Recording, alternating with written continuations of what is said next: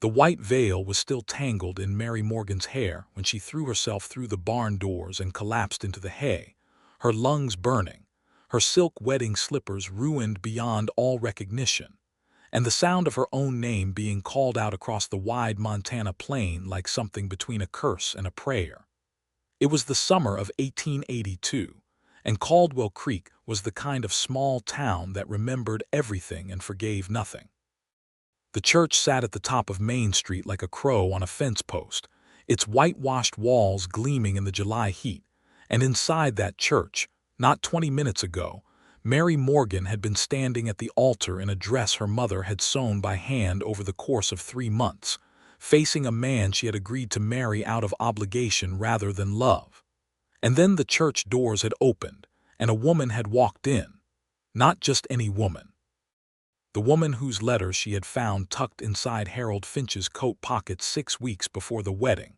Letters that were tender and desperate and entirely unmistakable in their meaning. And Mary had swallowed that knowledge like a stone and told herself she could live with it. That marriage was a practical arrangement. That love was something that came later if you were lucky. And she had nearly convinced herself of that right up until the moment she looked at Harold's face when that woman walked through those doors. And she saw in his expression something she had never once seen him direct at her.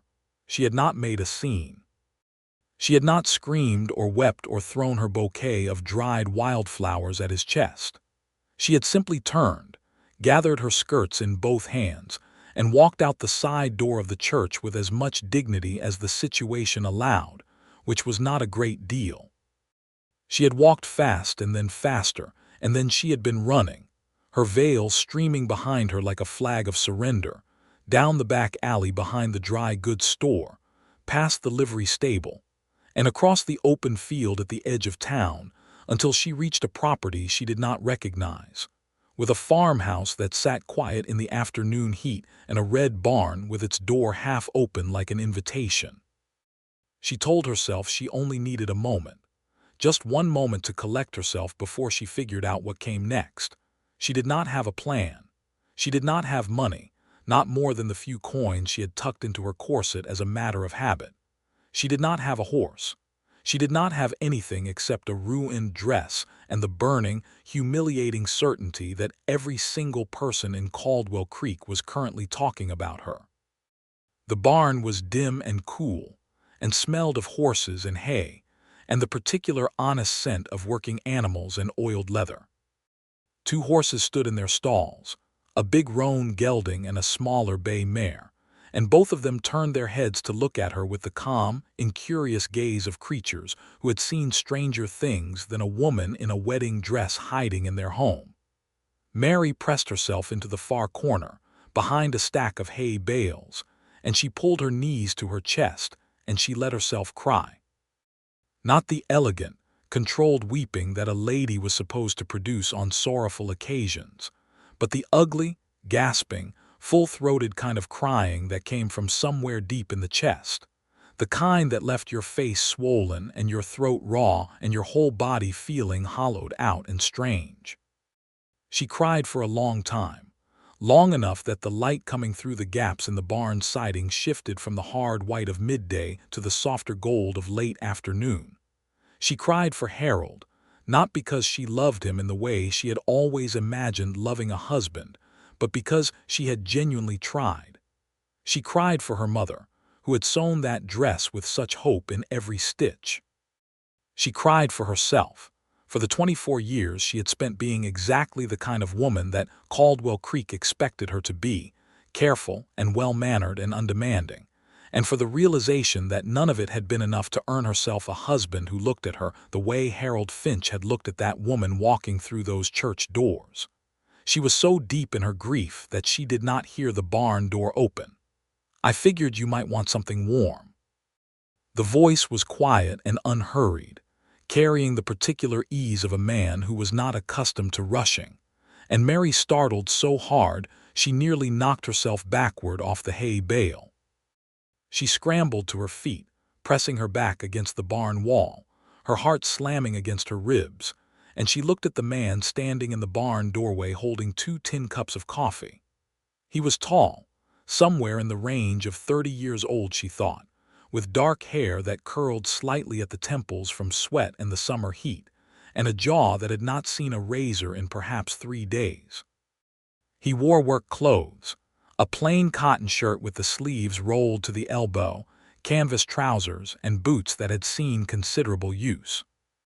He had the kind of hands that came from real work, broad and calloused, and he was holding those 2 tin cups with the careful steadiness of a man transporting something precious, and his dark eyes were looking at her with an expression that was the most extraordinary thing she had encountered in an extraordinary afternoon.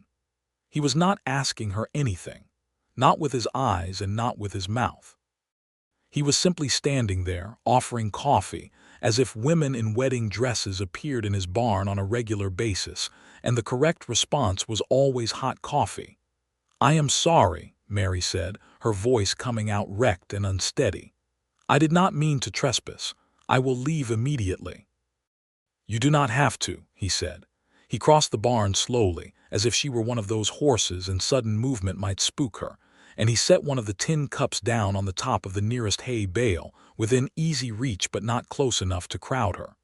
Then he took a step back and leaned against the center post of the barn, wrapping both hands around his own cup, and he looked out through the open barn door at the late afternoon sky. He did not ask her name. He did not ask what had happened. He did not make the particular face that men made when they had come upon a weeping woman, and needed her to stop weeping so that they could feel comfortable again. He simply stood there and drank his coffee and let the silence sit between them like something companionable rather than threatening. Mary stared at him for a long moment. Then she reached out and picked up the tin cup. The coffee was dark and strong, sweetened with a small amount of sugar, and it was the best thing she had tasted in recent memory, possibly because she had eaten almost nothing since yesterday in the tradition of brides who were supposed to look trim in their wedding dresses.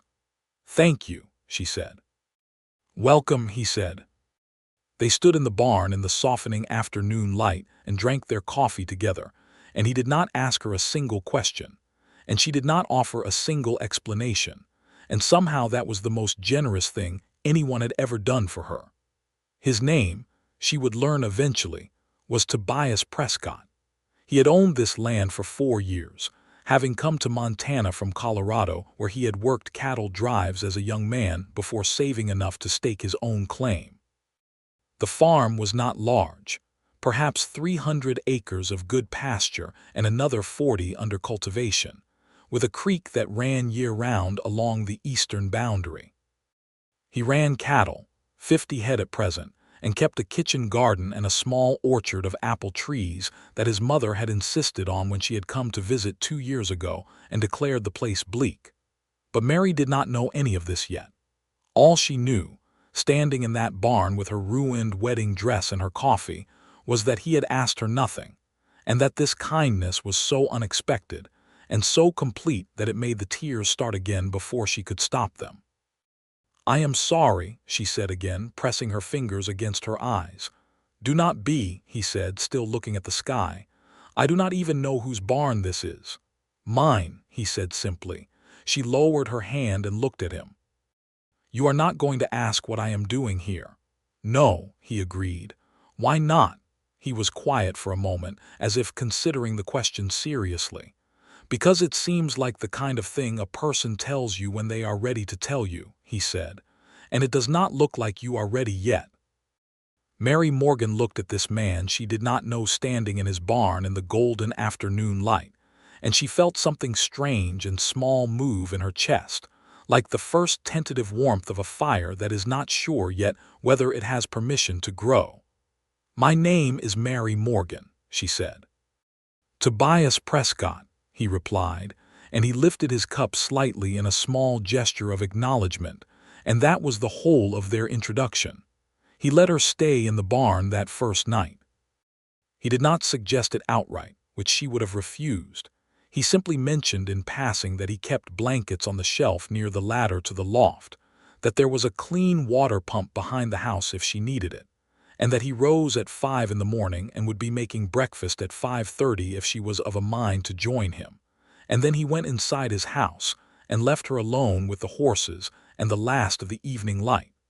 Mary did not sleep for a long time. She lay in the hay loft with one of his blankets wrapped around her, and she stared up at the barn roof, and she thought about what happened next. Her mother's house was the obvious answer. Her mother, Frances Morgan, was a widow who had been managing the Caldwell Creek millinery shop for 12 years with the kind of stubborn competence that came from having no other choice. And she would take Mary in without a second thought. She would take Mary in and never once say an unkind word about the situation. And that was the problem, because Mary was not sure she could bear her mother's kindness right now any more than she could bear her own humiliation. There were the social calculations to make as well. Caldwell Creek was a town of perhaps 800 people, and every single one of them had been invited to that wedding. The Finch family had money and the particular local prominence that came with money, and Harold's father sat on the town council, and Mary was entirely clear-eyed about the fact that in the accounting of public sympathy, a jilted bride was a pitiable figure, but a bride who walked out of her own wedding was something rather more complicated. She would be the subject of speculation. Her reasons would be debated. Some people would think the worst of her. She thought about the woman who had walked into the church. She thought about Harold's face. She thought about those letters, the handwriting looping and intimate, the words that a man used when he was talking to someone who held his heart. She fell asleep sometime after midnight with the roan horse breathing quietly in the stall below, and the sky pressing down on the barn roof like a heavy, star-studded hand. She woke to the sound of Tobias moving through the barn below her, the soft footfalls of a man who was trying not to disturb anyone, the low murmuring sound he made to the horses as he went about his morning chores. The light coming through the roof cracks was the pale gray-pink of very early morning, and outside a rooster was announcing itself with considerable conviction. Mary sat up in the hay. Her dress was a catastrophe. Her hair had come entirely loose from its pins and lay around her shoulders in tangled waves. She had slept in her wedding dress, and she looked like the protagonist of a cautionary tale, and she did not particularly care, which surprised her.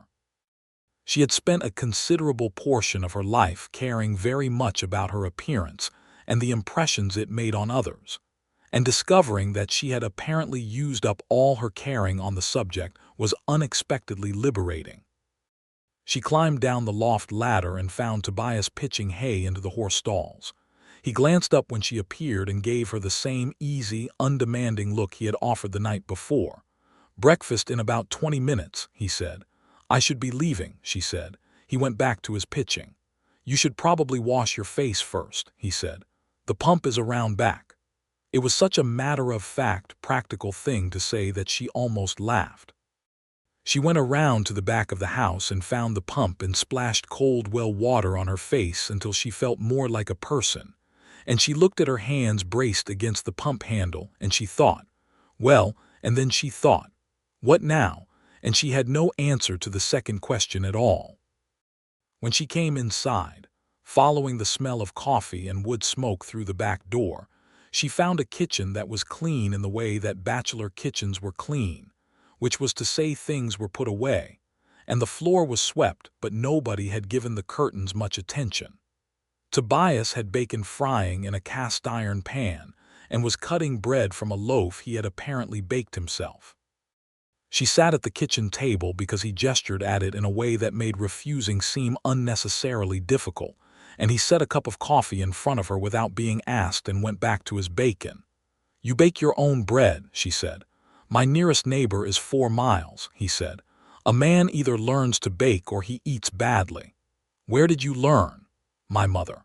He said it without embarrassment, which she found she respected. She was the kind of woman who believed a person ought to be able to look after themselves, regardless of what sort of person they were. He set a plate in front of her, bacon and bread and a portion of fried potato with onion, and sat across from her with his own plate, and they ate together in the morning quiet with the light coming in through the window above the sink and the sound of birds in the apple orchard outside. "Harold Finch," he said after a time. She looked up sharply. "I heard people in town calling out that name," he said. I was at the feed store yesterday afternoon. There was considerable commotion on Main Street. He looked at her without expression. Finch is a name I know in this county. He was supposed to be my husband, Mary said. She was surprised by how steady her voice was. I walked out of the wedding. Tobias was quiet for a moment. Then he said, I see. You are not going to ask why. No, he agreed. You are a very unusual person, Mr. Prescott. Something shifted at the corner of his mouth, the faint suggestion of a smile. I have been told that before, he said, though usually not as a compliment. I meant it as one, she said. He looked at her then, a direct, clear-eyed look that lasted only a moment before he returned his attention to his plate, and something about that look settled in her chest like the warmth from the coffee, quiet and steady and real. She did not leave that morning. She told herself she was waiting for the worst of the town talk to subside before she attempted the walk back to her mother's house, which was a reasonable enough justification. She helped Tobias wash the breakfast dishes because it was the obvious thing to do when someone had fed you, and then she asked him if he had any mending that needed doing because her hands felt restless, and she had always thought better when her hands were occupied, and he looked genuinely surprised by the offer, but went and found her a basket of clothes that needed various buttons and torn seams addressed. She sat in the kitchen and she mended and she thought. Tobias went out to his fields and came back midday and made a simple cold lunch from leftover bread and cheese and dried beef, and they sat together again and talked, this time with a little more ease, about the farm mostly, about the land and the cattle and the difficulty of the past winter which had been brutal even by Montana standards, and she told him about the millinery shop and her mother and the small facts of life in Caldwell Creek. And none of it was the conversation she had expected to be having on the day after her wedding, but it was, she found, a deeply comfortable conversation. He was 29 years old. He told her this when she asked, directly and without evasion, because she had decided that whatever the social niceties demanded, she was done with pretending not to want information she clearly wanted. He had come to Montana in 1878 when he was 25, after the cattle drives had given him a sense of the land and a conviction that he could build something of his own. He had no family in the territory. His mother was back in Colorado in a town called Glenwood Springs, and he saw her twice a year when he could manage it. You are not married, she said. It was not a question. No, he said. He seemed to consider adding something to this and then did not. Have you wanted to be? He looked at her across the table with those direct, dark eyes. I have not met a woman who made the wanting feel like something other than a practical consideration, he said. She understood exactly what he meant. It was the most honest thing she had heard spoken aloud in a very long time. That afternoon, she sent word to her mother through a passing ranch hand who was heading into town, writing a note on a scrap of brown paper from Tobias's kitchen drawer telling Frances Morgan that she was safe and well, and would come home in a day or two. And she did not explain more than that because she could not explain more than that, and she trusted her mother to accept what she was given. Frances Morgan had been accepting what she was given for 20 years and had survived it with her dignity intact. She would manage one more day. 3 days passed, then 4. The staying did not happen all at once but accumulated the way that small, comfortable habits did. One meal at a time, one conversation at a time, one evening sitting on the front porch watching the light leave the sky in long gold and rose banners while Tobias drank his coffee, and she learned the particular comfortable silence that he carried with him like a second skin. She had sent 2 more notes to her mother, each one a little more substantial, and her mother had sent back brief, careful replies that asked nothing and offered everything, including a change of clothes, a practical dark wool dress and a white blouse and a pair of proper walking boots, delivered by the same ranch hand who had taken her first note. On the 4th day, the complications arrived. Mary was in the kitchen making cornbread from a recipe she had found written in Tobias's mother's handwriting on a folded piece of paper tucked inside the flour canister when she heard horses in the yard. She looked out the window and felt her stomach drop in a very specific, cold way. Harold Finch was sitting on a tall gray horse at the edge of Tobias's yard. Beside him, on a smaller horse, was a man she recognized as his father, Gerald Finch, who was a broad-shouldered man of 50 with white sideburns and the air of someone who had not been told no in a very long time. And behind them were two other men from town, one of them being the deputy sheriff, a young man named Carter who had always seemed to Mary to be primarily interested in doing whatever the Finch family wanted. She took off the flour-dusted apron she had borrowed from the hook behind the kitchen door and set it on the table, and she went to the front door and opened it, and she stood in the doorway with her hands folded in front of her, and she waited. Tobias appeared from around the side of the barn. He had been repairing a fence section, and he was carrying a hammer, and his expression was the same as it always was, which was to say composed and unhurried, and he walked to the edge of his porch and stood there, and he did not look at Mary, but she could feel his awareness of her, steady and solid like a hand on her shoulder. "Miss Morgan," Harold Finch said. He was 28 years old, and he was conventionally handsome in the way that men who had always had money were conventionally handsome, and he was looking at her with an expression that combined embarrassment and irritation, and something that she thought, with a distant kind of surprise, was genuine regret. "I have been worried about you." "I am well, Harold," she said. "As you can see." "People have been talking," Gerald Finch said. His voice was the voice of a man conducting a business negotiation. "About where you have been staying. This does not look well, Mary, for your reputation or for ours. With respect, Mr. Finch," Mary said, and she was proud of how level her voice was, "I do not think the state of your family's reputation is something I need to be particularly concerned with at the present moment." Gerald Finch's face went a shade of red that was medically concerning. "Now, see here, Mr. Finch." That was Tobias. He spoke quietly, and he was still holding his hammer, and he was not making any threatening gesture with it, but something about him, perhaps the complete absence of any anxiety or deference in his bearing, made Gerald Finch pause. "This is my property. Miss Morgan is a guest here, and she is here of her own choice. If she wants to leave with you, she will tell you herself. Until she does, I would ask you to mind your tone when you are speaking to her." The silence that followed was the kind that had weight to it. Harold Finch looked at Mary, and his expression shifted into something that was less irritation and more genuine, and she thought again of those letters she had found, and she thought of the woman in the church, and she thought about what it meant that in this entire situation, the person she was least angry at was probably Harold. "Mary," Harold said, more quietly, "I am sorry. I am truly sorry for what happened. I should have told you the truth a long time ago, and I did not, and that was a wrong that I did you. But you cannot stay here. You know what people will say." "I know what people will say," she agreed. "I have been thinking about that. Then come home, come back to town, we can figure something out. There does not need to be a public situation." "The situation is already public, Harold," she said. "It was public the moment I walked out of that church." "Mary," he looked genuinely pained. "I never meant for you to be hurt." "I know you did not," she said.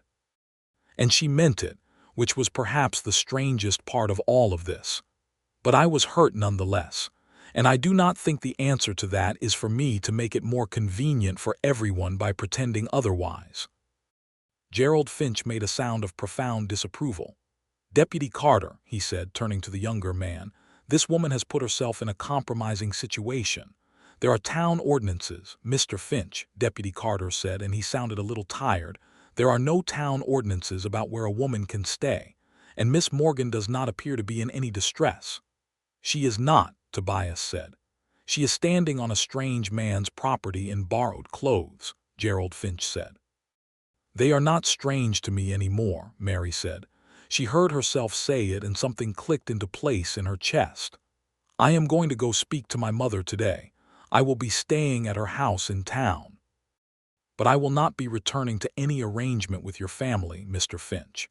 I think you know as well as I do that the wedding should not have been planned in the first place, and if there is a scandal, the cause of it is not the fact that I had the sense to recognize that before it was too late. The silence stretched.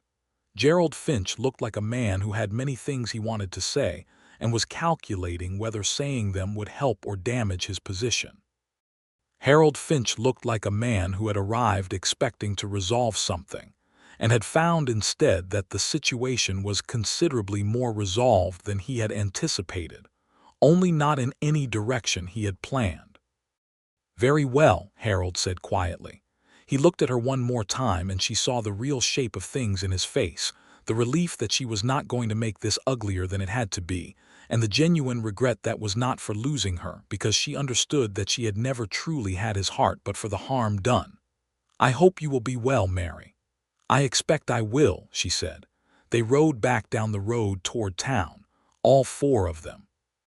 Mary watched them go from the porch and she exhaled slowly, and she became aware that her hands had been clenched against her skirts, and she opened them deliberately, finger by finger. Tobias came to stand beside her on the porch. He was still holding his hammer. "I should have gone to see my mother 2 days ago," she said. "Probably," he agreed. "I was afraid of what I would feel when I got there." "What do you think you will feel?" She thought about it honestly. "Embarrassed," she said, "and relieved, and sad for a future that was never going to be what I needed it to be, even if I had not had the sense to see that until too late." He was quiet for a moment. "That seems like a reasonable collection of feelings," he said. She turned and looked at him.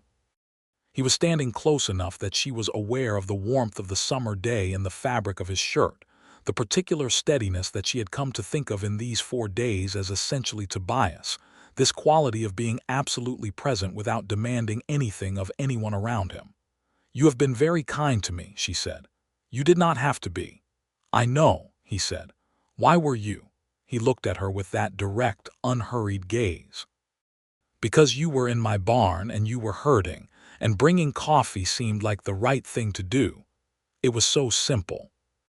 She had been waiting for something more complicated, some declaration or explanation, and he had given her the plain truth of it, and the plain truth was so much better than anything complicated could have been. She walked into town that afternoon. Tobias offered to bring her in the wagon and she accepted, sitting up on the seat beside him with the summer prairie rolling out on all sides, the grass golden green and moving in the warm wind, the mountains in the distance blue and permanent, and the road to Caldwell Creek unspooling in front of them through the hot afternoon. Her mother was standing in the doorway of the house behind the millinery shop when the wagon came down the side street, as if she had been watching for it, which she probably had. Frances Morgan was 52 years old, a small, wiry woman with Mary's same dark hair gone to gray at the temples, and she had the contained expression of a woman who had been holding herself together through an act of considerable will, and was now, at the sight of her daughter, permitting herself to exhale. Mary climbed down from the wagon before it had fully stopped, and she went to her mother, and her mother put both arms around her without a word and held on, and Mary pressed her face against her mother's shoulder, and for the second time in 4 days she cried, but this time it was different, cleaner, like rain after a long dry spell. "You are all right," her mother said, not as a question. "I am all right," Mary confirmed. Over her mother's shoulder, she could see Tobias sitting on the wagon seat with the reins held loosely in his hands, looking at the middle distance with the characteristic respect for other people's private moments that she was coming to recognize as one of his most consistent qualities. He gave no indication of being in any hurry to leave, but also no indication of intruding. "Come inside," her mother said, pulling back and looking at Mary's face carefully, the way that mothers looked at their children when they were assessing damage. "I will make tea." "Mama," Mary said, "I want you to meet someone first." She turned and called Tobias's name, and he looked over and she gestured, and he climbed down from the wagon with the natural ease of a man who spent most of his days climbing on and off things, and he came over and took off his hat, which was a worn brown felt thing that had seen Montana summers for several years, and he held it in front of him and he met her mother's gaze directly. "Mrs. Morgan," he said, "I am Tobias Prescott. Your daughter was kind enough to visit my farm these past few days." Frances Morgan looked at him for a long moment with the particular assessment that mothers brought to bear when examining men who had been in proximity to their daughters. Then she said, "You fed her, I assume?" "Yes, ma'am," he said. "Good," she said. "She never eats enough when she is worried. Come inside, I will make enough tea for 3. It was, Mary thought, one of the more remarkable social transitions she had witnessed. The tea lasted 2 hours. Frances Morgan asked Tobias questions with the focused precision of a woman who had not become a successful businessperson in a small western town by being imprecise, and Tobias answered them with the same direct honesty that Mary had come to expect from him, never embellishing and never deflecting.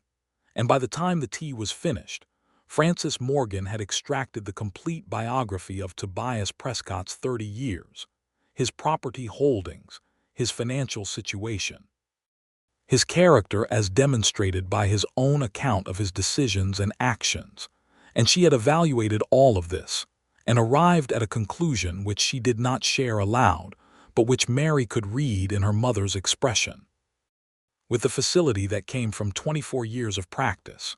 When Tobias stood to leave, Mary walked him to the door, and they stood on the small porch while the evening settled in around the town, the lamps beginning to glow in windows, the smell of cooking fires on the air, the last light turning the mountains at the edge of the world to something that looked like it had been painted there by someone who did not know when to stop.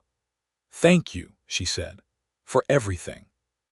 For the barn and the coffee and the bread and for not asking questions." "You can always ask questions," he said in his careful way. "I just did not think you needed them from me."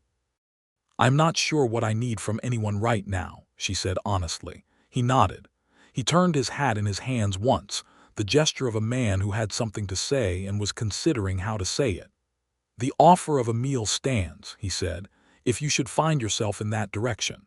It was so quietly said and so entirely unlike a declaration that she almost missed what it was. She looked at him and he looked back at her, and the offer was there between them, simple and open, and it was not asking her anything except whether she wanted to say yes, and she found that she did. "I might find myself in that direction," she said. He settled his hat back on his head and stepped off the porch, and she watched him climb up to the wagon seat, and he raised one hand without looking back, and she stood on the porch until the sound of his wagon wheels faded into the evening. The weeks that followed were not easy in the way that any weeks of social reconstruction are not easy.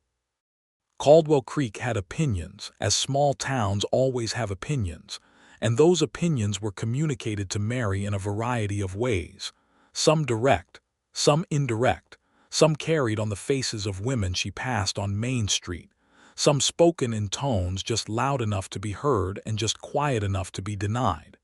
Mrs. Aldrich, who ran the boarding house and considered herself the arbiter of local respectability, made her position clear through the elaborate ritual of not acknowledging Mary when they passed on the sidewalk. A handful of women who had been friendly acquaintances became suddenly busy whenever she appeared. But her mother was her mother, which is to say a force of nature in a small gray dress, and Frances Morgan conducted herself through all of this with such unwavering dignity and such perfect refusal to be either ashamed or defensive that she made it genuinely difficult for anyone to maintain a position of explicit judgment without appearing ridiculous. And there were people who surprised Mary with their kindness. The woman who ran the dressmaker's shop on 2nd Street and who had lost a husband herself years back, and who told Mary over the counter one afternoon that she had always thought Harold Finch had something slippery about his eyes and was glad the girl had seen it before it was too late. The old Mexican man who ran the tack shop and who had seen enough of life to have opinions about very little of it except horseflesh. The schoolteacher, a serious young woman from Ohio named Clara Webb, who stopped Mary outside the post office and said simply, with the earnestness of someone stating a mathematical fact, "You were brave, and I think you were right," and then went on her way. And then there was the other thread of these weeks, the one that Mary found herself following with increasing attention. She went out to Tobias's farm for dinner, that first time, on a Wednesday evening 10 days after she had left his porch, and he cooked a proper meal, beef with roasted carrots and potatoes and fresh bread, and a dried apple pie that he had clearly made with some care. And they ate at his kitchen table with the evening light coming through the window and the conversation moving naturally from one thing to another. The farm, the town, books they had read, what Montana was like in winter, whether a person could grow decent tomatoes at this elevation. She found that she wanted to know everything about him, not in the way that she had tried to know Harold, as a matter of due diligence before a practical arrangement, but in the way that you wanted to know a country you had just arrived in and found beautiful, with the real desire to understand every hill and valley of it. He was not a complicated man, which did not mean he was simple. He was honest in a way that went all the way down. There was no version of Tobias Prescott that he kept hidden for strategic purposes, and what you saw was what you got, which was a man of considerable patience and quiet humor and deep competence in the things that mattered, the management of land and animals and the small practical challenges of daily life in a place that was still being made. He read. This surprised her more than it should have, given that she had already decided he was not simple. He had a bookshelf in his front room that held 30 volumes, an eclectic collection that included a Shakespeare, 2 volumes of George Eliot that were clearly much-read, a book of natural history, 3 dime novels that he was somewhat sheepish about, a Bible, and a battered copy of Robinson Crusoe that he had owned since he was a boy. He lent her the George Eliot Middlemark, with the casualness of someone offering a cup of coffee, and she brought it back 2 weeks later with the earnest intention of returning it and the inability to stop talking about it. And they sat on his porch in the August evening and discussed the book for over an hour in the particular way that 2 people who have both been moved by something discuss it, with the intimacy of a shared experience even though they had each read it alone. He came to town on Saturdays for supplies, and he began stopping at the millinery shop, ostensibly to discuss things with her mother, who seemed genuinely to enjoy his company, and to leave a small thing occasionally, a jar of honey from the 2 hives he kept, a bag of early apples from the orchard, a bunch of wildflowers that Mary suspected had been gathered with some deliberateness from the creek meadow on his property. He never made a performance of these gifts, and he never expected anything in return, and that was somehow the most affecting thing about them. On a Saturday in late August, the town held its summer social, which was an outdoor event in the park between the church and the general store, with music from the local fiddle players and tables of food and dancing as the evening came on. Mary had not intended to go, for the obvious reasons, but her mother had said, with the matter-of-fact firmness that was her primary mode of communication, that going was better than not going, and that a person did not restore their standing in a community by being absent from it, and Mary had not found a compelling counterargument to this position. Tobias arrived at the social driving his wagon, having been apparently told about it by the ranch hand who had carried Mary's notes during the first days, and he walked across the park toward Mary and her mother with his hat in his hand and his best shirt on, which was a deep blue cotton that she noticed did good things for the color of his eyes, and he asked Mrs. Morgan if he might dance with her daughter, and Frances Morgan said yes with a satisfaction that she made absolutely no attempt to conceal. The fiddle players were playing a reel, fast and complicated, and Tobias was a better dancer than Mary had expected, which she told him, and he told her that cattle drives were long and the evenings were long, and a man either learned to dance or he spent those evenings standing against a wagon wheel watching everyone else enjoy themselves. And she laughed, and it was the first time she had laughed since before the wedding, a real laugh that came from somewhere below the throat. and the sound of it surprised her and then delighted her. They danced 3 songs, and then the fiddle player slowed to a waltz, and Tobias put his hand at her waist and took her right hand in his left, and they moved through the slower rhythm of it together. And she was aware of the warmth of his hand at her waist through the fabric of her dress, and the steadiness of his presence and the particular intimacy of being close to someone in the way that dancing required. And she thought, this is the thing I did not have with Harold, this simple ease. This sense that being in a person's proximity is something that your body welcomes rather than merely tolerates. He walked her home after the social, in the warm August night with the stars very thick and bright above the Montana plain, and they walked slowly because neither of them was in a particular hurry to arrive. And when they reached the porch of her mother's house, they stood together in the lamplight, and he said her name, just her name, Mary, in a quiet voice, and she looked at him and waited. "I think you know what I want to say," he said. "I think I might," she said. "I am not in a hurry," he said carefully. "I know that you have had a considerable amount happen in a short time. I am not going to rush you." "Tobias," she said. "Yes. I have been a guest in your barn," she said. "I have eaten your cooking and read your books and spent more hours on your porch than I can accurately count. I am not certain that the normal timeline of these things applies to us."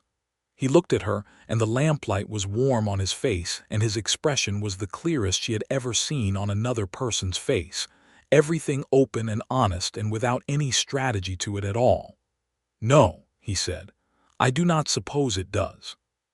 She reached out and took his hand where it hung at his side, and she held it, and she felt the roughness of his palm, the calluses from the hammer and the fence posts and the years of work, and she thought that hands like these were the hands of someone who built things, and that seemed like exactly the kind of person she had not known she was looking for.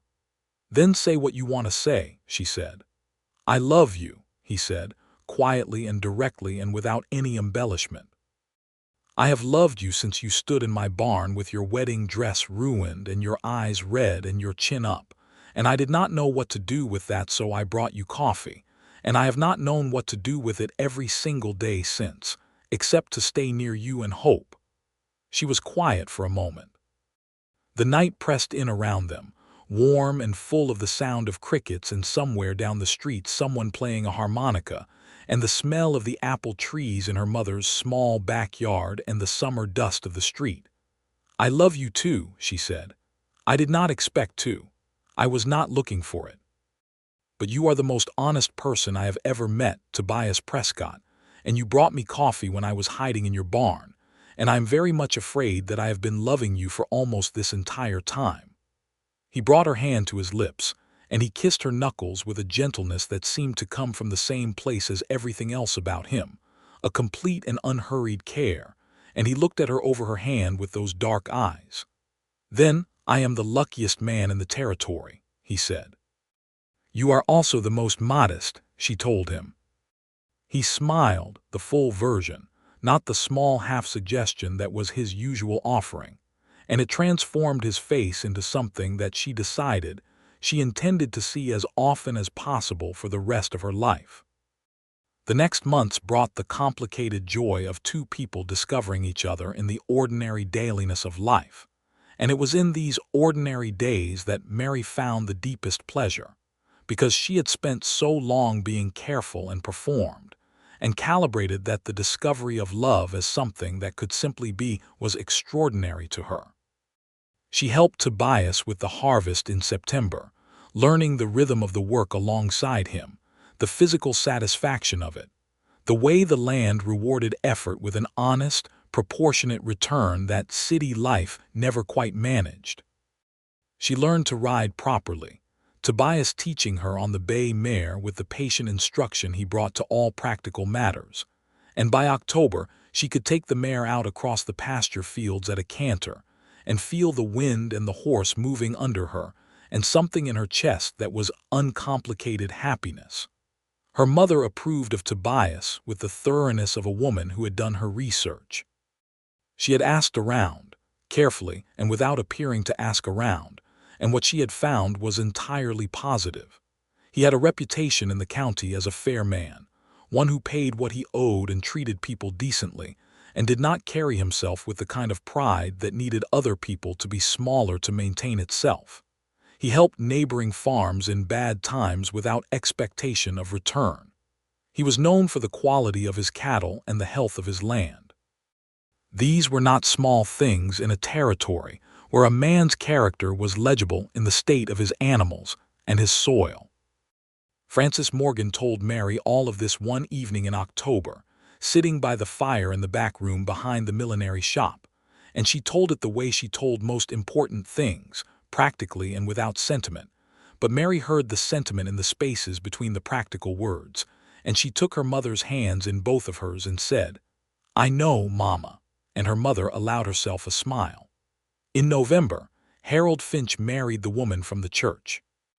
It was a small, private ceremony, which was widely considered to be in poor taste by the half of Caldwell Creek that felt the Finch family's social prominence demanded a public event, and quietly considered to be the most decent possible outcome by the other half. Mary heard about it from Clara Webb, the schoolteacher, who told her with a careful neutrality that dissolved into a slightly relieved smile when Mary responded with genuine equanimity, because by November she had been relieved of the last residual weight of that situation, not by having resolved it, but by having built something new on the other side of it. She was in Tobias's kitchen making cornbread again, the November morning she heard the news, and she stood at the window looking out at the late autumn light on the fields, the grass gone to bronze and gold, the mountains white to their lower slopes now, and she felt nothing about Harold Finch except a mild, genuine wish for his happiness. She had what she needed. She had what she had not known she was looking for. Tobias came in from the barn at midday, stamping the mud from his boots, and she told him the news, and he poured himself coffee from the pot on the stove and said, "Good for them," with such complete and unperformed sincerity that she crossed the kitchen and put her arms around him from behind, her face against the back of his shoulder, and she felt him set his coffee down and put his hands over hers. "Will you marry me?"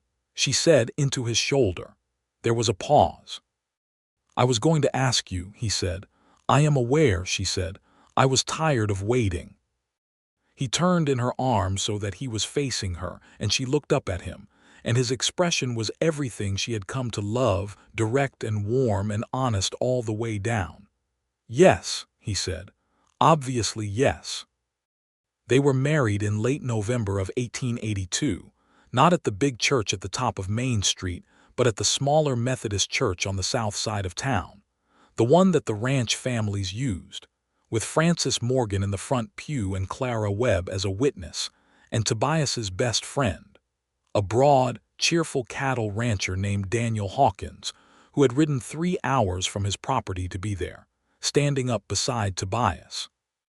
The ceremony was presided over by Reverend Caldwell, a spare, practical man of God who seemed to understand that what was required here was brevity and sincerity, and a minimum of theatrical flourish, and he provided all three. Mary wore her mother's everyday blue dress, which Francis had taken in at the waist and trimmed at the collar with a piece of fine lace from the millinery shop's reserve fabric, and she carried 3 branches of late wild rose hips from the creek meadow that Tobias had tied together with a piece of brown twine, and she thought she had never been more beautiful in her life. The vows she said to Tobias were the standard ones, the words that had been said in churches for as long as there had been churches, but she said them looking directly into his face and meaning every syllable with her whole self, and when he said them back to her, she heard in his voice the same unembellished, complete honesty that had been there since the first day when he had brought her coffee in the barn and not asked a single question, and she understood that this was what love was. This particular quality of being seen without being judged, of being offered exactly what was needed at exactly the moment it was needed. He kissed her at the end of the ceremony with the same gentleness that he brought to everything, and she heard Daniel Hawkins make a sound of approval from behind them that made her laugh into the kiss, and Tobias pulled back and looked at her laughing, and he smiled, the full version, and Daniel Hawkins said loudly that they were the finest-looking couple in the whole territory, which she suspected was embellishment but appreciated nonetheless. The wedding dinner was at Frances Morgan's house, a long table that her mother had set with her best things, her grandmother's china that had come west in a wagon and survived the journey intact, and candles, and a roasted chicken and sweet potatoes and green beans put up from the summer garden, and 2 kinds of pie. Frances Morgan sat at the head of the table and watched her daughter and her new son-in-law with the expression of a woman whose private prayers had been answered in a manner better than she had dared request. And Daniel Hawkins told stories about Tobias from the cattle drive years that were mostly flattering and occasionally hilarious, and the evening went long and warm and full of laughter. Their first winter as husband and wife was the winter that taught Mary the true character of the life she had chosen. Montana in winter was not a metaphor. It was a fact, unambiguous and unrelenting. Temperatures that dropped to places that seemed abstract until you were standing in them. Snow that could close a road for days. The weight of it on the barn roof, and the isolation of the farm when the roads were bad and the nearest neighbor was miles away through drifts. She had known this intellectually. She had not known it in her body and her bones, what it meant to live at the edge of what the land allowed, and to rely entirely on the person beside you to get through. Tobias was extraordinary in this. He had done 4 Montana winters, and he knew the rhythms of it, when to push through and when to wait, how to keep the animals alive through the deep cold, how to manage the firewood and the food stores and the 100 small calculations of survival in a hard season. He taught her things with the same patience he brought to everything else, how to bank a fire so it held through the night, which paths between the house and the barn were safest when the snow was deep, how to watch the sky for the particular quality of gray that meant a storm was building rather than passing, and she contributed things of her own. She was organized in a way that he admired openly, the practical management of the household, the careful rotation of stores, the cooking that improved through the winter as she learned the demands of a working farm rather than a town house.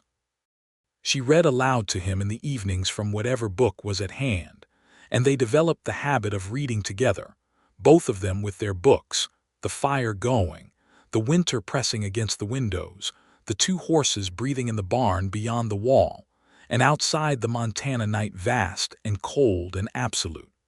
She loved him more in those winter months than she had known it was possible to love a person.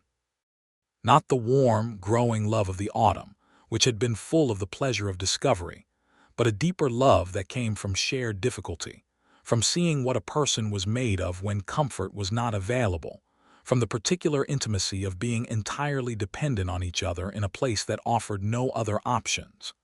In the deep cold of February, during a 3-day blizzard that kept them both inside, she told him she was pregnant. She had suspected it for 2 weeks. She told him in the kitchen after dinner, with the snow howling against the house and the fire bright in the stove, because it seemed wrong to hold it longer, and because she trusted him with everything now, every corner of herself, and holding a thing back from Tobias felt like holding a breath. He stared at her for a long moment. Then he got up from his chair and he crossed the kitchen and he took her face in both his broad, calloused hands and he looked at her with an expression she had never seen on his face before, something huge and tender and a little undone. "Are you well?" he said. "Are you feeling well?" "I am feeling quite well," she said. "A little sick in the mornings, but I am told that is ordinary. I will go to town for the doctor as soon as the roads are clear," he said. "Tobias, I am pregnant, not unwell. There is no emergency." "I know," he said. He did not move his hands from her face.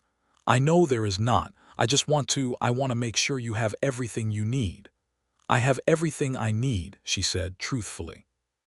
He pressed his forehead to hers then, in the warm kitchen with the blizzard outside, and she felt his breath against her face, and she put her hands over his. "I did not expect to have this," he said, very quietly. "I had stopped expecting to have this kind of life. I had stopped expecting to want it," she said. "And now I cannot imagine wanting anything else." They stayed like that for a long time, the blizzard making all its noise around them, and inside the kitchen everything was warm and quiet. The spring came as Montana springs did, abruptly and with force, the snow going fast under days of brilliant sun, the creek running full and cold with snowmelt, the mud season brief but comprehensive. Mary watched the land come back to life and felt her own body changing alongside it, the small but accumulating weight of the pregnancy, the way her relationship to the farm shifted as the months passed, the things she could do, and the things Tobias quietly and without fuss took over. Her mother came to stay in May, arriving in the wagon with Daniel Hawkins, who had happened to be driving to Caldwell Creek on business and offered her a ride, and Frances Morgan stood in the doorway of the farmhouse kitchen and looked at her daughter, rounded and bright-eyed in the May morning, and she said, with the characteristic precision of the woman who had always said exactly what she meant and nothing more, "You look happy, Mary. You look genuinely happy." "I am," Mary said. "Good," said Frances Morgan. She came inside and hung up her hat and asked where the flour was kept and began making bread, and that was the entirety of the sentiment exchanged, and it was complete. Her mother stayed 3 weeks.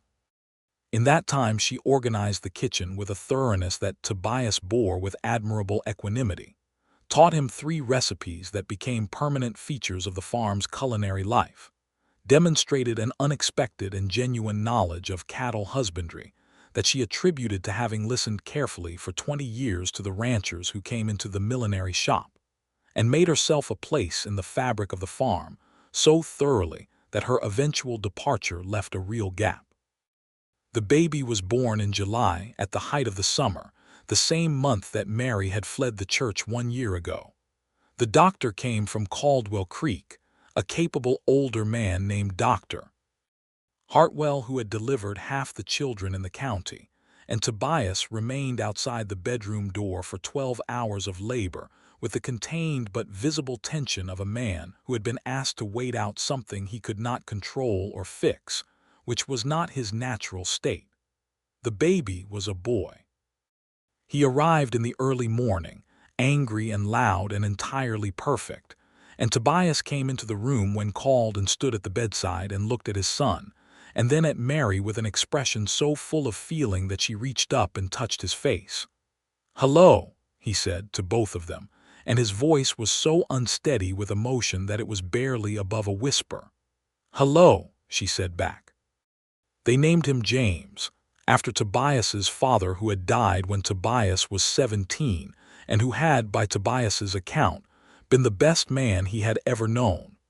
Frances Morgan, when informed of the name by letter, responded that it was an excellent name and that she would be arriving in 2 weeks. Life on the farm in James's first year was extraordinary and exhausting in the way that any first year of parenthood was extraordinary and exhausting, amplified by the particular demands of a working farm that did not pause for new arrivals. Tobias managed the physical work with the same quiet competence he brought to everything, but he also managed, with a consistency that Mary had not known to expect in advance, to be present in a way that was not performative. He fed the baby in the night when she was too tired to lift her arms. He walked the yard with the child when the crying would not stop, for an hour at a time, talking to the boy in the low, thoughtful voice he used for the horses. He was entirely without self-consciousness about it, as if the idea that this was not a man's work had not occurred to him, or had occurred to him and been dismissed as irrelevant. Clara Webb, the schoolteacher, came to visit in August of that first year with the baby, bringing a beautifully made quilt that she had sewn herself, and she sat in the kitchen with Mary while Tobias was out, and she said, looking at Mary over her tea, "You look like a woman who has found something rare." "I have," Mary said. "You know," Clara said, "when I saw you outside the church that day, walking away, I thought, that woman does not know it yet, but she is going to be all right." She smiled. "I am very glad I was right." "So am I," Mary said. The years that followed built themselves in layers, each one richer than the last, the way that good land deepened with years of care. The farm grew, not frantically but steadily, in the manner of things that are being built to last. By 1885, Tobias had expanded to 80 head of cattle and had taken on a part-time hand, a young man named Vicent who had come north from New Mexico and who turned out to be one of the most gifted natural horsemen Mary had ever seen, and who became over time something between an employee and a member of the household, taking his meals in the kitchen and teaching James, who was 3 by then, to say good morning in Spanish every single day, with the gravity of someone transmitting important cultural heritage. They had another child in 1886, another boy, whom they named William after Tobias's grandfather, and who arrived with considerably less drama than James had and immediately set about being the most cheerful person on the property, a character trait that endured. Mary found a life at the farm that was nothing like what she had imagined for herself in the years when she had been imagining a careful, managed existence in a town, and it was so much better than what she had imagined that she sometimes stood in the kitchen or the orchard or the creek meadow and felt something so large and clear and full that she did not have adequate words for it, only the physical sensation of it in her chest. She wrote to Clara Webb regularly. She wrote to Daniel Hawkins at Christmas. She and her mother had established a correspondence that was regular and devoted, and which covered everything from the price of ribbon at the millinery shop to the political situation in the territory to the management of apple trees to Francis Morgan's increasingly pointed opinions about the territorial government, which were consistently entertaining. Francis Morgan came to stay for a month every spring and every autumn. She and Tobias had developed a relationship that was both warm and slightly combative in the way of two strong-willed people who respected each other enormously and enjoyed the occasional argument. And these arguments, always conducted with goodwill and complete honesty, were some of Mary's most cherished memories of those years. Her mother and her husband across the kitchen table in the lamplight, debating some question with the focused pleasure of people who genuinely enjoyed the exercise. In the summer of 1887, Caldwell Creek had a visitor. Harold Finch and his wife passed through town on their way north to a cattle investment he had made in the Upper Valley, and Mary saw them on Main Street, not having known they were coming, and she experienced one of those odd moments that life occasionally provided, the encounter with your own past in its revised form. Harold looked well. His wife, whose name Mary learned was Anna, was a dark-haired, animated woman who appeared to be telling Harold something with considerable enthusiasm, and Harold was listening to her with exactly the expression that Mary had once noticed in that church, open and absorbed and genuinely present in the way that he had never been for her. Mary was standing outside the post office with James on her hip, the boy having demanded to accompany her on the errand with the irresistible insistence of a 4-year-old, and Harold saw her across the street, and the moment of recognition was honest between them. No hostility, no residual awkwardness, only the slightly formal courtesy of two people who shared a complicated history and had both arrived clearly at good outcomes. He tipped his hat.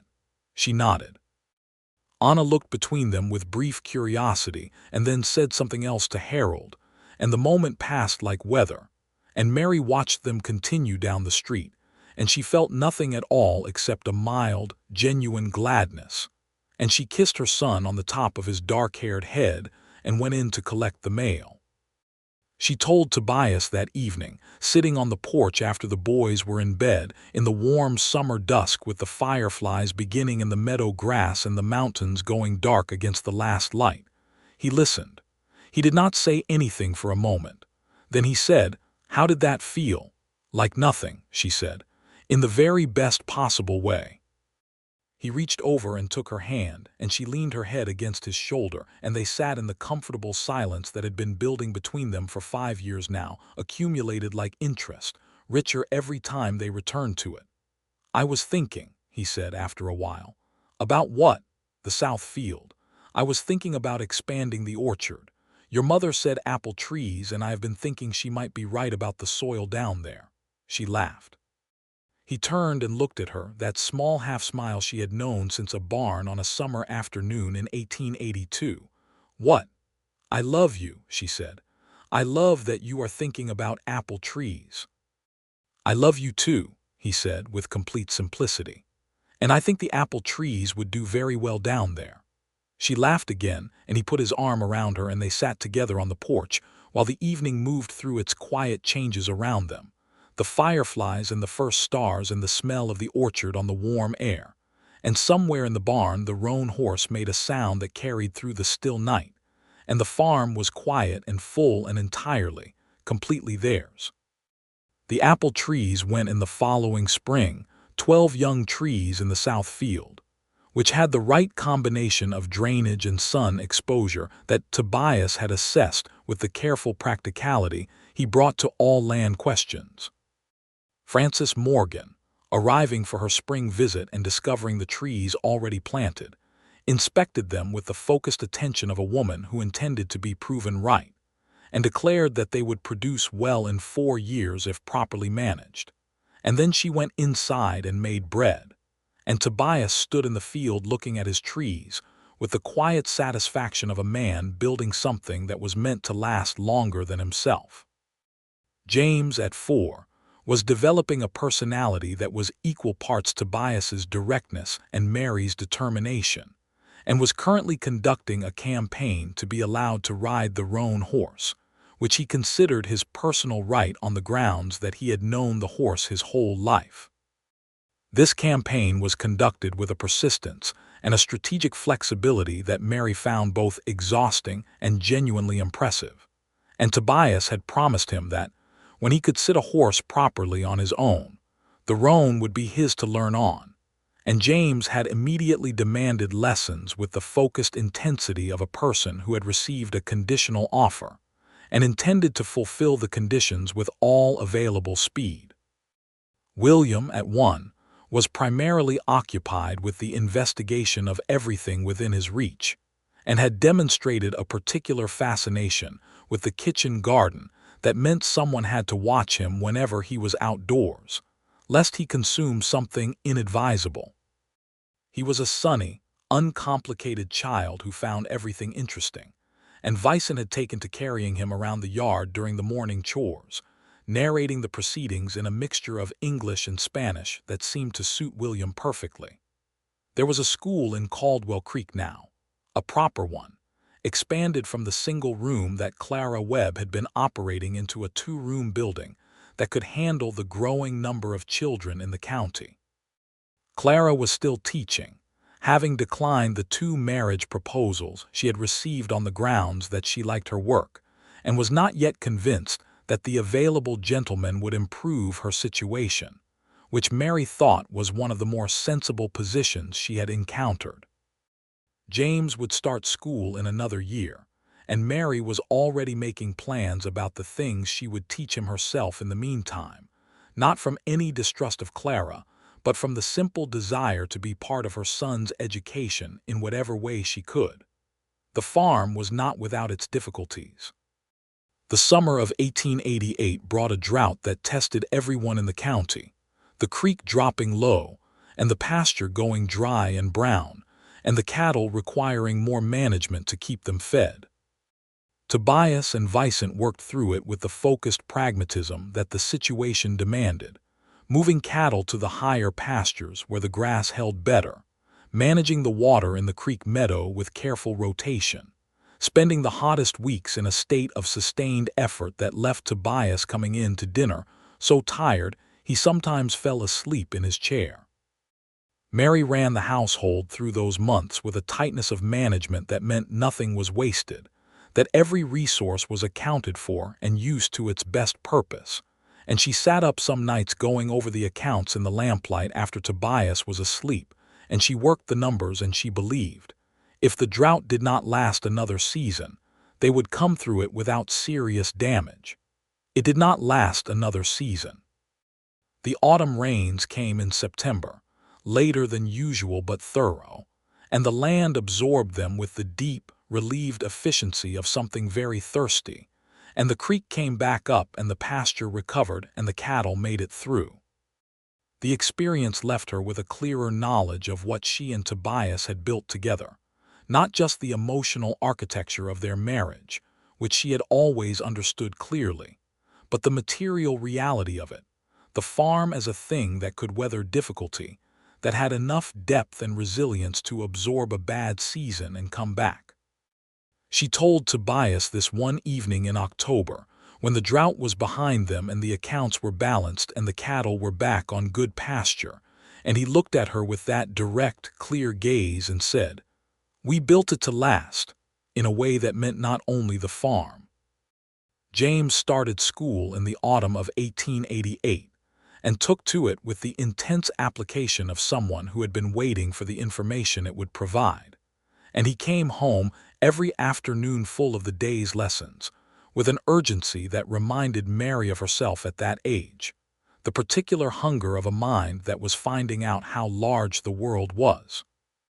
He was learning to read with startling speed, already past the primers and into proper books, and he sat in the evenings at the kitchen table with his reader while his parents were in the same room, and the four of them, including William, who was making his own increasingly articulate observations about the world, constituted a household whose evenings were full of conversation and noise, and the comfortable friction of personalities that were distinct enough to be interesting.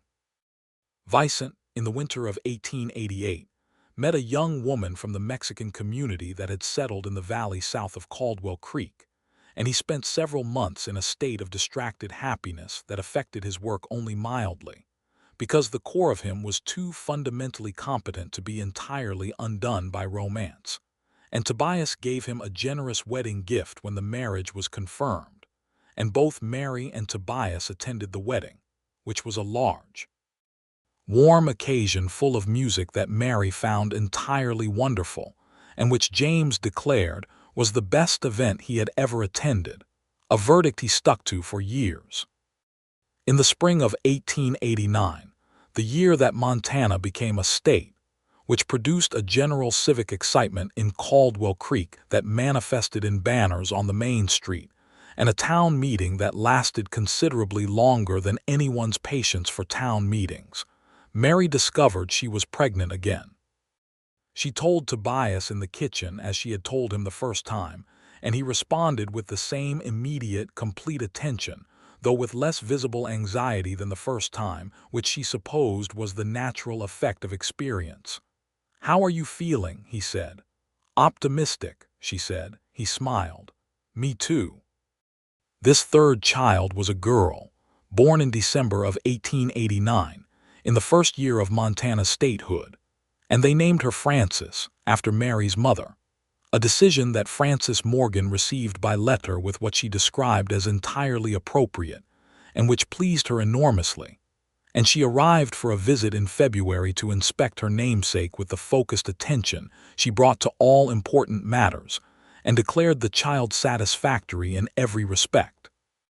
Frances was from the beginning a quiet, watchful child with her father's dark eyes and her mother's determined chin, and she observed everything with a gravity that both parents found simultaneously endearing and faintly unnerving.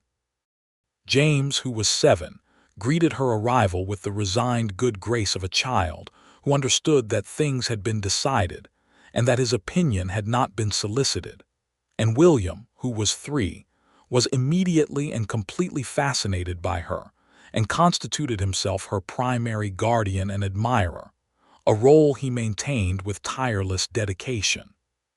The farm in the early years of the 1890s was everything that Tobias had imagined it could be when he had come to this land as a young man, with savings and determination. The Southfield apple orchard was producing well, Frances Morgan having been exactly right about the soil, and the apples were sold in Caldwell Creek and to 2 other nearby towns, and provided a reliable additional income through the autumn months.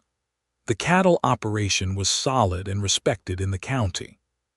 The farmhouse had been expanded, an additional bedroom built on the east side when James was growing, and the kitchen enlarged, and the front porch given proper railings, and the whole place had the settled, cared-for quality of somewhere that was genuinely loved.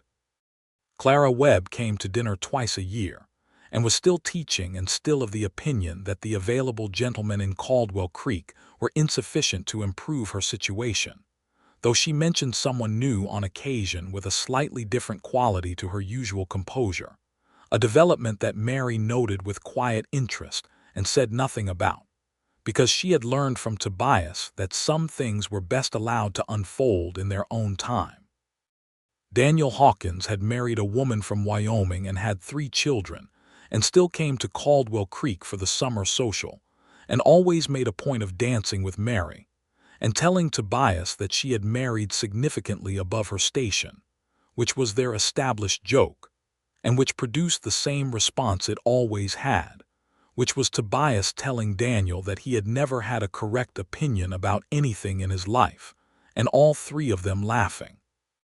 One September morning in 1892, when James was 10 and William was 6 and Francis was 2 years old, and toddling through the kitchen garden with the focused purpose of someone with important business to attend to, Mary stood at the kitchen window with her morning coffee and looked out at the farm, at the apple orchard full of fruit in the early sun, the cattle moving in the far pasture, the mountains white-capped already against the brilliant blue sky.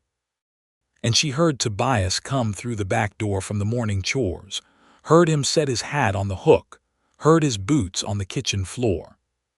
He came and stood beside her and looked out the window, and he poured his own coffee from the pot on the stove, and they stood together in the morning kitchen and looked out at the thing they had built, and Francis toddled through the garden below them pulling at something that was probably a carrot, and from upstairs there came the sound of James telling William that something was decidedly not fair, and outside a bird was going through its morning repertoire with considerable ambition.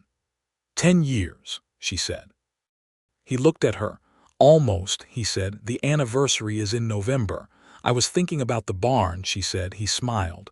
Were you? You brought me coffee, she said. You did not ask anything. I still would not ask, he said, if you came back to that barn today in a wedding dress. I know, she said. That is the thing about you, Tobias. You never needed me to explain myself. You made space. He was quiet for a moment. You did not need explaining, he said. You needed someone to let you be where you were. That is not a difficult thing to do for someone you love. It is rarer than you think, she said. He put his arm around her and she leaned into him, as she had been leaning into him for a decade.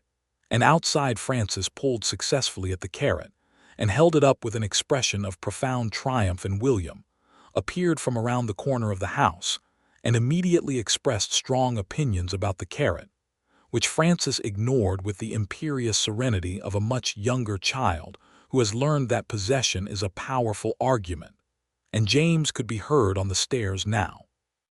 The whole household coming awake in the morning light. The years kept coming, and they met each one together. Tobias's mother came to visit in 1893 and met her grandchildren for the first time, and the occasion was warm and complete.